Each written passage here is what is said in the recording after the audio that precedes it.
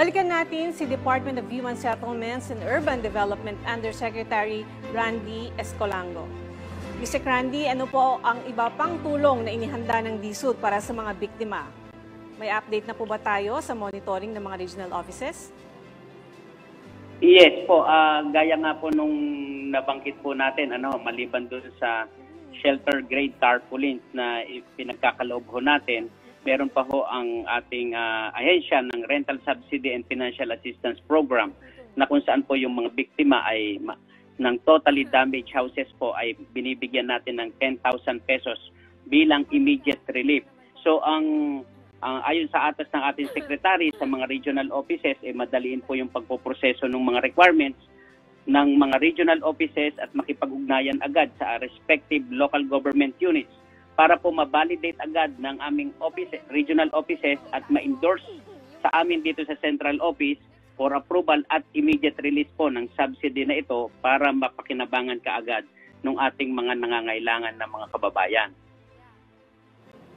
Sir, nabanggit niyo po itong shelter cluster bilang head ng shelter cluster ng NDRRMC. Ano po ba ang primary role ng DSUD tuwing may mga ganitong klase ng sakuna? Tama po. Gaya nga ho nung nakaraang pang Sabado, yung unang pagpapatawag ng National Disaster Risk and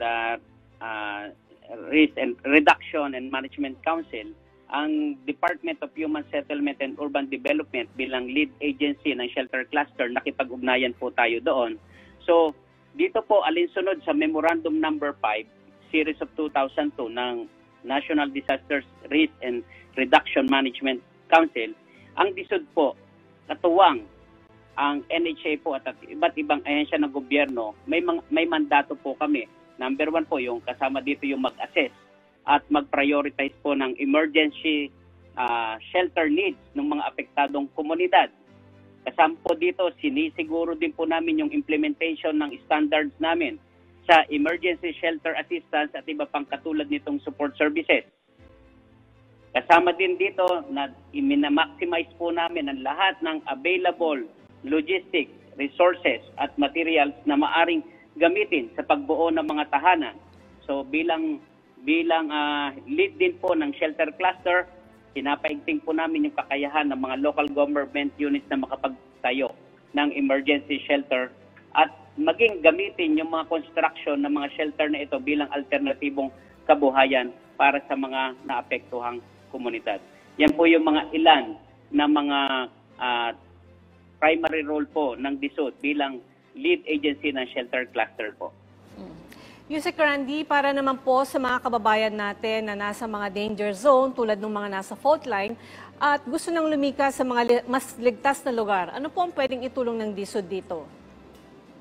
Alam niyo po, ma'am, meron pong programa yung ating mga attached agencies, kagaya po ng National Housing Authority at saka po yung Social Housing Finance Corporation. Ito po yung mga attached agency ng DSUD para i-relocate po yung ating mga informal settler families or yung mga tinatawag nating ISF at yung low-income groups na nakatira po sa mga danger zone. So ito po ay in-city or near-city na mga resettlement project. Pero gaya nga po ng mga nabanggit namin sa mga nakaraan, priority rin po natin doon sa tinatawag nating programa ngayon, yung flagship program ng Presidente, yung Pambansang Pabahay para sa Pilipino o 4PH program ng DSUD, yung on-site or near-site resettlement ng mga pamilyang naninirahan po sa danger zones. So ang kaibahan po nito sa programa ng NHA at saka yung SHAPC, hindi lang sa Metro Manila limitado ang 4PH. Ito po ay buong bansa na po ang coverage nito. Marami na pong nagtatayo at ang alam ko po ay mga 15 malalaking proyekto na po or mga tinatayo po sa ngayon. So sang-ayon po naman ito sa pangarap at mitihiin ng Pangulo natin ngayon, Ferdinand Bongbong Marcos, na ma-address yung napakalaking housing backlog. Yun nga po yung 6.5 million at mabigyan po ng matatag at ligtas na tahanan ang pamilyang Pilipino. Alright, panghuling mensahe nyo na lang po sa ating mga kababayan na nakatutok sa ating programa ngayon. Salamat po sa pagkakataon na ipinagkaloob niyo po sa amin sa DSUD. at nais po namin iparating sa ating mga kababayan ng ating Secretary Jose Rizalino Acosar ay talagang nakamonitor po dito sa sitwasyon na ito at on top naman po sa sitwasyon at talagang inaatasan. Lagi pong tumatawag sa amin sa mga update at ang bilin sa amin ay siguraduhin na naibibigay ang dagling tulong sa ating mga kababayan na nasalanta gaya po nung aming ginawa doon sa nakaraang bagyo sa Egay at sa CAR, sa Region 1 at Region 2 na agad pong or dagli po na ibinigay ang financial assistance sa mga kababayan. Ganito din po yung gagawin natin dito sa biktima ng paglindol. Maraming salamat po. Ayan. Maraming salamat po sa inyong oras, Undersecretary Randy Escolango ng Department of Human Settlements and Urban Development.